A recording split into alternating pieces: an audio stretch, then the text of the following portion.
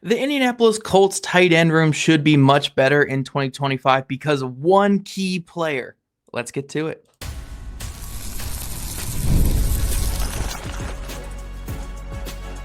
You are Locked On Colts, your daily Indianapolis Colts podcast. Part of the Locked On Podcast Network, your team every day.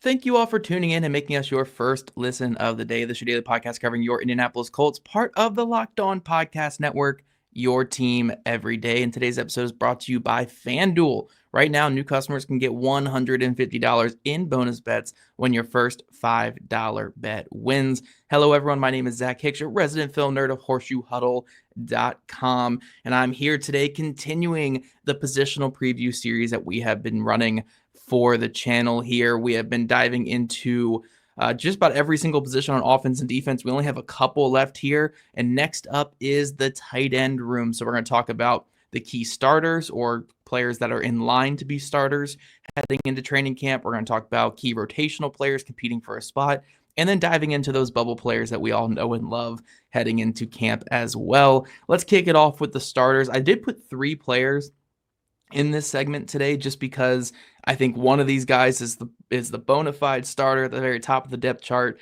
and these other 2 are competing for that other like 12 personnel type of starting room. And that is Tyler Warren, obviously at the very top, the Colts' first round pick, and then Mo ALIE-COX and Drew Ogletree competing for that 12 personnel spot behind him. And just to preface this topic and just this group of players here, I'm happy that we have matched cornerback and tight end as back-to-back shows on the channel for this preview series, because I think they kind of are very similar to how the Colts approach them this offseason, just in terms of these were the 2 weakest positions on the roster last offseason and last season in particular. The Colts were just not particularly good at corner or tight end, and they really addressed it this offseason in vastly different ways, but they certainly addressed both of those rooms this offseason. The Colts obviously signing Charvarius Ward on defense to fill the cornerback void, and then getting Tyler Warren in the draft to really bolster their tight end room. So last year, you're looking at a group that had Mo ALIE-COX, Drew Ogletree as your top tight ends, along with guys like Kylan Granson and other players we're going to mention on here. Now you get that bona fide number 1 guy in Tyler Warren. And yeah, I think that he is going to be the guy that changes this entire room. I'm not going to sit here and say he's going to have a Brock Bowers type of rookie season and just shoot out to league leaders and get a 1,000-yard season right away. But I do think he's going to be a big focal part of this offense this year, and be really involved in the short to intermediate game and open a lot of things up for this Colts team. I mean, if you look back to Shane Steichen's career in the NFL as a play caller, he has leaned on tight ends in just about every destination aside from his time with the Colts. And I don't think that's any coincidence. You know, if you look back at what he had with the Chargers, he had Hunter Henry. They were force-feeding Hunter Henry. He had some really productive seasons there. You look at his time with the Eagles, Dallas Goedert and Zach Ertz were really feasting with Jalen Hurts. He comes to the Indianapolis Colts, and he just doesn't have that number 1 tight end until now. Tyler Warren is the Colts' number 1 tight end. He's going to be a focal point of the receiving game. I think he's got some Jack Doyle upside when it comes to his run blocking as well, just in terms of being a versatile, like do-it-all kind of run blocker on the move. I really like this fit in the Colts offense. It gives their team another playmaker in the underneath game. He can create after the catch. He can be used in the tight end screen game, which we saw the Colts use quite a bit the past 2 seasons with Shane Steichen. And I just think he's going to be a really rock-solid player for this offense. So you add him to a tight end room that had a lot of role players and had a lot of, backup rotational type guys at best. You add that alpha guy at the very top, and now these other guys can settle into the roles that they're destined to be. It's like what we were talking about yesterday with Jalen Jones, where look, Jalen Jones is a good corner, but he was miscast as the number 1 corner on a team, and he just couldn't do what typical number 1 corners could do. Similarly, you're looking at guys like Mo ALIE-COX and Drew Ogletree. These are not refined players that are capable of being the number 1 on the depth chart. They can't go out there for 500, 600, 700 yards and be legit every down threats as a receiver and run blocker. But now you have them settle into being that 12 personnel, big tight end that typically comes in to block and then maybe occasionally get some catches.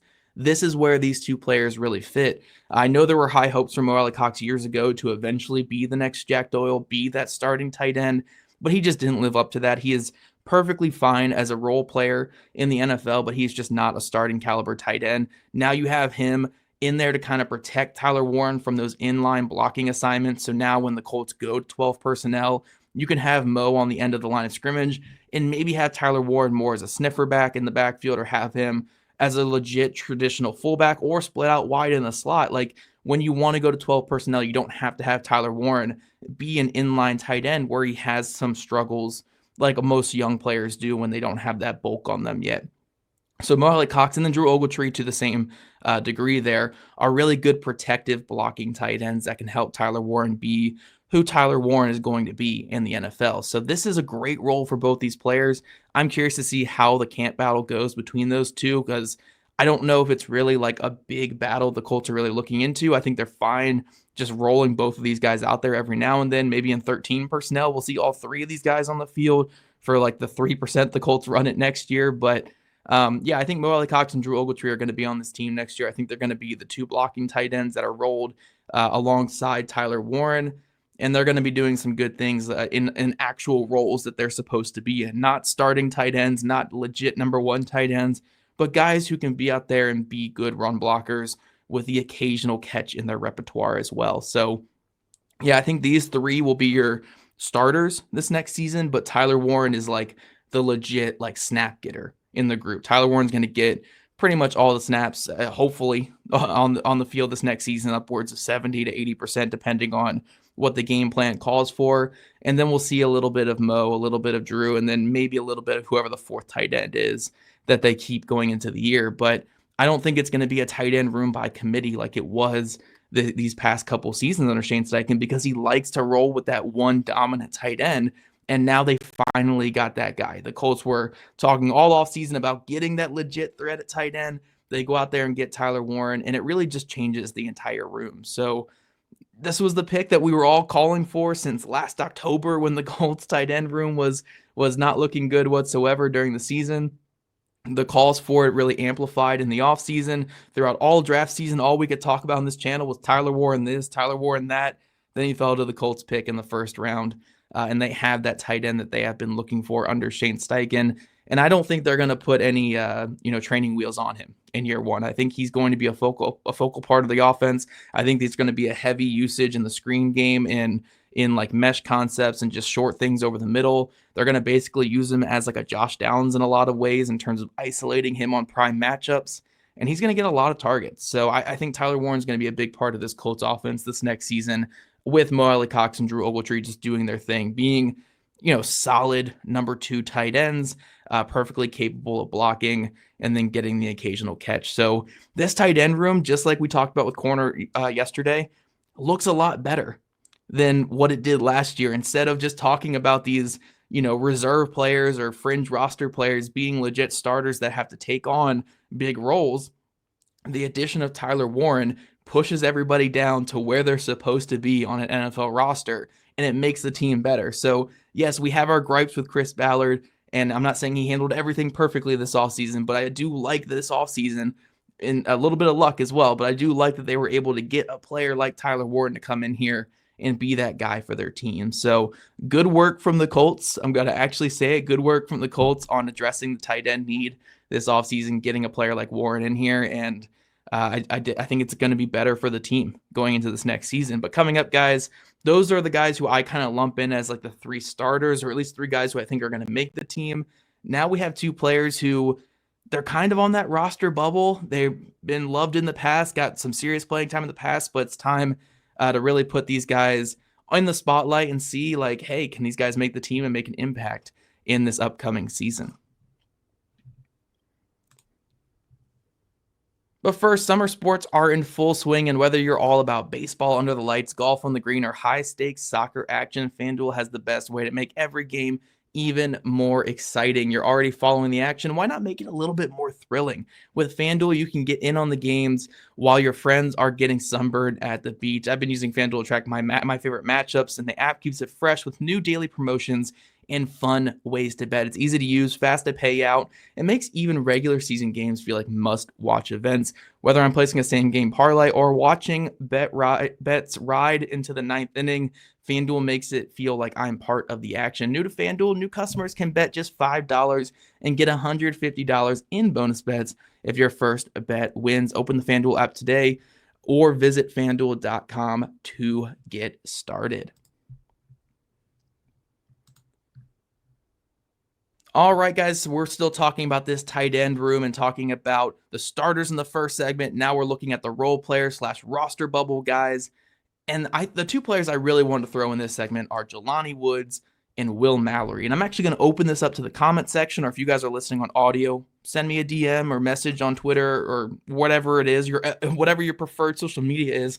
But let me know who you have in this battle here between Jelani Woods and Will Mallory, because I go back and forth every single day. I don't know which guy I'd prefer. On one hand, Jelani Woods, I think, has shown more promise in the NFL. And back a couple years ago as a rookie, he had some really nice highlight level plays, including the game-winning catch against the Kansas City Chiefs. I think last preseason, his blocking got to a level where I felt better about him as a player than I ever had. Like, his blocking looked pretty good. You lump that in with his elite athleticism and size, and I was feeling pretty optimistic about Jelani Woods. And then, unfortunately, he suffered yet another injury, and we've now had two seasons in a row where he hasn't touched the field in the regular season. So it's hard to really count on that kind of player.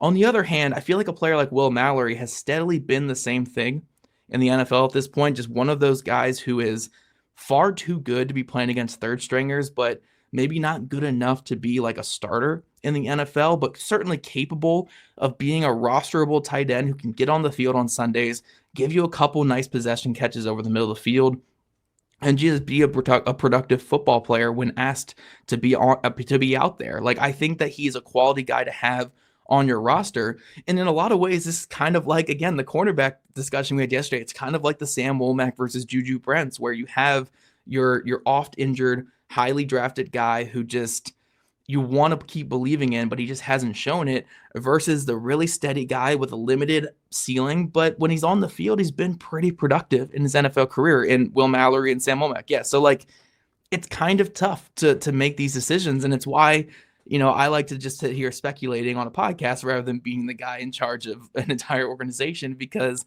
it's easier in the hypothetical to talk these out than what it actually is to do it in reality. But I think there's upside to both these players in terms of keeping them versus not keeping them. Like Jelani Woods, I think you're swinging for the fences here, and maybe that's better with your fourth tight end. If we're talking about two really reliable, consistent, like just adequate players in front of him in Ogletree and Mo, and then you have your highly invested guy at the top of the roster, maybe you want to have that home run swing at number 4, because if Jelani Woods somehow stays healthy and takes that big step this offseason, then you can lump him in there with Tyler Warren and have like a two-headed monster at the position and just feel great. But on the other hand, when you already have a consistent thing going, in case injuries happen, you want to keep that consistent player in Will Mallory and have a player who can just operate the offense and do effective things on the field. So it's a tough one for me when it comes to these two. Woods and Mallory have both had their moments in the NFL. Mallory has been healthy the last couple of years. I really like his catch rate. He's been keeping that pretty high. Like, whenever the ball is catchable, he typically pulls it in. Pretty good athlete as well. Like, not nearly as good an athlete as Jelani Woods, but still a very good athlete in his own right. Certainly belongs on an NFL field. But again, I just go back and forth with this. I really don't know. I think the big thing for these two players is who's going to show out as a blocker, because even though the Colts have Drew Ogletree and Mo ALIE-COX as like legit, really good blockers in front of them, they're one injury away from the Colts needing this fourth tight end to be on the field, and they have to fill that void behind Tyler Warren, which is that blocking type of player. So maybe if a Jelani Woods comes out here with that fantastic size, I mean, he's like 6'7", like 260, like he's a big player. If he can come out here and really showcase his ability as a blocker, then that could be a way for him to earn that 4th spot. And similarly for Will Mallory, maybe he's not going to be this dominant inline tight end, but if he can really show out as like a move tight end, like blocker, like doing the Tyler Warren type stuff, doing some fullback type stuff. I think he can certainly find his way onto the team as well. This will be one to watch in training camp for sure, though. When Jake isn't here today, but when Jake was talking about mini camp, it does seem like both these players were running more with that third team, a little bit with the second team as well, but primarily with the third team. And again, these two guys are certainly at that level where they're just too good to be on that third team. Will Mallory has feasted the last couple of years in the preseason and in the offseason as that third team player. Jelani Woods certainly has his upside. That's going to be tough for those players to cover. So I would like to see the Colts maybe work them up a little bit in the lineup and just see how they operate alongside of Tyler Warren and kind of factor that into the decision on who to keep. The Colts certainly could keep 5 tight ends this year. I'm not going to rule that out, but I think when you have a player like Warren at the top of the depth chart where you're going to give him a bulk of the snaps, unless you had like a super special, like special teams player at the bottom to justify keeping 5, you're probably keeping 4, if not 3, but I think they keep 4 because they like both these guys so much. I think they're going to keep 4 guys going into this season, and it's going to be one of these 2 guys as that 4th tight end. Oh, man, I really want to make a decision here on this preview, like just in terms of who I support, because I've been doing that on these other ones. But, man, maybe because on the other one I swung with the safer pick in Sam Womack. I'll pick Jelani Woods for this one. I think because you have Tyler Warren, you can take a chance with the bottom of the depth chart. And I just can't give up on Jelani Woods yet. I just can't quite give up on him just because the athletic traits are so fantastic. And if he does put it together, you can have a really good 1-2 punch at that tight end room. But again, you guys let me know what your thoughts are on there, because I struggle more with this one than I have with any other position group on the Colts team. I can see the argument for both players. I think there is value in having a safe player, and I also think there's value in swinging for the fences with the bottom of the roster guy when your starters are established. So let me know in the comment section. We didn't even talk about special teams with these guys. Like maybe special teams is the big thing too. Like I could totally see that in that coming down to it. So yeah, you guys let me know in the comments there what you think on that, because I think that's the biggest like conversational piece when it comes to the tight end room. We know who the top guy is going to be. We know what Ogletree and Mo bring, but what can Jelani Woods and Will Mallory do to secure their spot on the roster? I think that's going to be the big conversation this offseason. But coming up, guys, we're going to transition to the final piece of the puzzle, and that is the true bubble players, the players who have that outside shot of making the team, but they're only a couple injuries away, a couple good catches away from earning a spot in camp. And hey, a couple of these guys have been with the team for a hot minute. So we're going to talk about them here in just a second.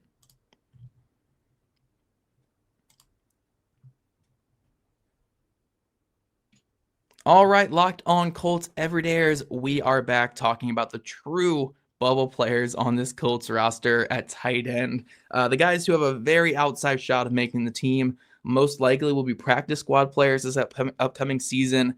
But again, we've seen injuries in the tight end room before. We've seen a player like Jelani Woods miss entire seasons. So these guys could be closer than we think to being legit rosterable players. The 3 tight ends that we are talking about, of course, are Sean McKeon, Albert O. I still have to learn that name. If he ends up making the team, I will certainly learn that last name. And Maximilian Meng. All of our German listeners, please let me know how to properly pronounce that. I've been working on Bernhard Raimann for years. Please let me know how to pronounce Maximilian Meng. That's how he's been going with the Colts media, but Maximilian Meng is the 3rd one there. Now, I will start this off with Meng because he is the undrafted rookie. He's the shiny new toy in the room. He will likely be the Colts overseas development player this upcoming season, so he will be on the practice squad. He'll count as that additional practice squad player. I have no doubts in my mind that he will be their practice squad guy this year. So his spot is pretty safe. It's actually one of the safest spots on the roster, in my opinion, because they get that exemption for him. And the Colts can continue to develop him for a couple seasons like they were doing with Marcel Dabo the last few years. Meng will be a part of this team. The real question is, do they keep a second tight end on the practice squad, or can either one of these other veterans push players like Will Mallory or Jelani Woods in training camp and earn that 4th tight end spot? These are 2 players who have been there, done that. Albert O and Sean McKeon have have a combined 10 years of NFL experience between them, which is, I think, besides ALIE-COX, the most in the room. I think those two are the second and third most like tenured tight ends in the NFL, respectively. So these guys certainly could use that experience to benefit them a little bit, but they have to have an outstanding training camp to really push the guys ahead of them because the Colts do like their young players so much. McKeon, I think, has bounced around between a couple teams. I want to say he was with the Atlanta Falcons for a little bit. Alberto, of course, very great athlete in college out of Missouri. Played with the Broncos for a little bit, spent some time with the Eagles. He's been on I think he's been with the Colts organization for like 2 years now. Was on the practice squad, got a futures contract. And the Colts clearly have some interest in him. I just think it's more of like a practice squad guy or just a guy that they're taking a shot in the dark at to see if he can make this team and maybe, be like a reliable injury insurance guy. Because again, we've seen injuries in this tight end room before. So like I said, with the quarterback room, it never hurts to have veterans at the bottom of their depth chart that you have that connection with, because when those injuries happen in the regular season, you would like to call a player like an Alberto or Sean McKeon rather than having to rely on Maximilian Meng to come up here and play like legit NFL football in his first year in the league. You want to be able to go to the well of veteran players who know your system and know your playbook. So it's always great to have those guys on speed dial. I think we'll see them out there with the third and fourth team this offseason. We'll see them especially with Riley Leonard and Jason Bean quite a bit in the preseason games. So yeah, I'm curious to see if they both look like the Laquan Treadwells and the Will Mallory's of the world, where it's like, again, like I said with Mallory, like these guys are just too good to be where they are. Like maybe they're not legit rosterable players, but they're probably too good to be out there with preseason caliber players. So I think a player like an Alberto could have a really strong preseason and maybe make a case to make some other team outside of camp, or again, even make the Colts if they suffer some injuries in camp. I think these are really capable players who, at the very worst, can be practice squad guys that you could call up in a pinch throughout the regular season. So I don't see any of these bubble guys making the team outside of injuries, but I certainly think, again, Maximilian Meng will be on the practice squad this upcoming season, and then likely Alberto, but maybe a Sean McKeon will be the other guy on the practice squad that is like the legit call-up player if an injury happens. I think that makes the most sense, because I don't think if whoever loses out between Woods and Mallory, I don't think they would make it to the practice squad. It might be like a late off-season trade that we see the Colts do to facilitate the loser of that battle. And then McKeon or Alberto would be like the legit practice squad backup there. I think that's the way the Colts are playing this, but we will have to see throughout all of training camp. But like I said with the cornerback room yesterday, like when we were looking at corner last year to corner this year, it's night and day. I feel so much better about the room. When we're looking at tight end this year, I feel so much better about the room. It's so like gratifying to see just the addition of one player can make you feel so much better about the entire room. Like, again, I don't have expectations for Tyler Warren to come out here and be some superstar player that's going to like rock the NFL world, but just being a starting caliber tight end pushes down everybody to where they're supposed to be in the NFL. And then you can take your shots on a Jelani Woods. You can maybe see if Will Mallory can take that next step. Maybe a Drew Ogletree can develop some receiving chops. Like, these guys can actually develop or have those like shots to improve, but without being relied on to be like, oh, if they don't improve, it's the end of the world for tight end. Like, they are pushed down to where they're supposed to be. Tyler Warren can take the bulk of the snaps and the bulk of the play, and we can go from there. I think this is a good fit for the Colts. I like this tight end room. This is a competing, like, if you want to be a competing team in the NFL, this is the level of tight end room you need to have. And I like it. I just overall like the group. And I couldn't say that last offseason or probably any offseason since the Jack Doyle retirement. So again, we could hit Chris Ballard all we want last year for how they didn't address the tight end room. We can hit him again for how he didn't address some other things this offseason, but he did go out of his way to make sure the tight end room and the cornerback rooms are much better than the weaknesses they were last year. Maybe a little bit too late, but at the end of the day, they do have their legit tight end one at the top of the roster, and they have quite a few like quality guys behind him. I can't really complain about that. That's a legit starting tight end room there, a legit good tight end room. And I think the Colts are going to be much better for it. So that's all we have for today, guys. Thank you all for making Locked On Colts your first listen today. Now, for your second listen, check out Locked On NFL Scouting. As training camps get closer and moves are being made, host Kyle Krabs and Joe Marino will make you the most informed NFL fan this offseason. Find Locked On NFL Scouting on YouTube or listen to your podcast. And if you guys want to become a Locked On Colts insider, chat with us directly and get that insider scoop, follow the link in our show notes. And if you don't already, make sure you're following at Locked On Colts, at Jake Arthur NFL, and at Zach Hicks2, all on socials. Also, subscribe to us on YouTube or listen to your podcast. We love you guys' ratings, reviews, and we'll catch you guys back here tomorrow afternoon.